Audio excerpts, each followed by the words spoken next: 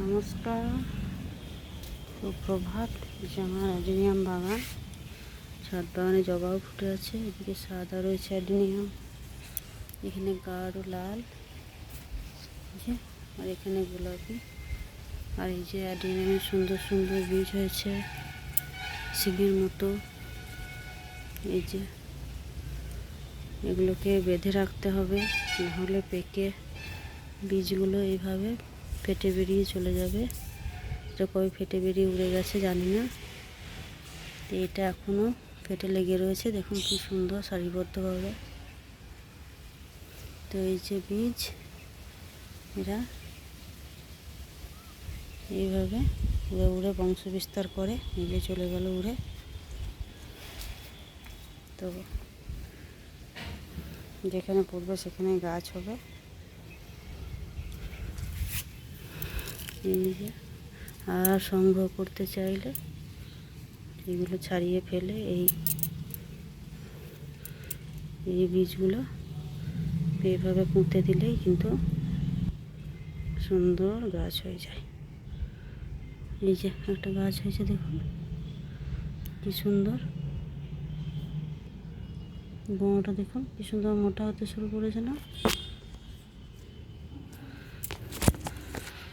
তো বীজ থেকে গাছ তৈরি করতে গেলে বীজগুলো সংগ্রহ করে রাখতে হবে। আর বীজের গাছে কডেসগুলো কি সুন্দর মোটা হয়, দেখুন এই যে কত মোটা মোটা হয়েছে। এইটা আরও সুন্দর হয়েছে। তো বীজগুলোকে সংগ্রহ করে রাখি। চলুন দেখুন কী অবস্থা, ফেটে একদম, আর না দেখলেই দূরে যেত এরা। এবার কেউ নিতে চাইলেও বীজগুলো দেওয়া যাবে।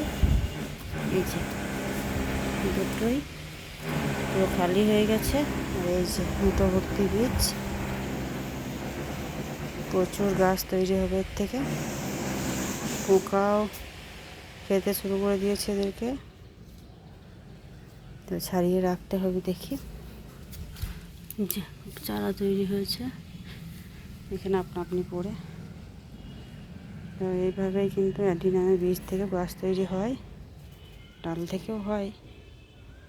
তো ডাল থেকে গাছ তৈরি করলে তাড়াতাড়ি ফুল পাওয়া যায়, কিন্তু কডেসগুলো এত সুন্দর মোটা হয় না।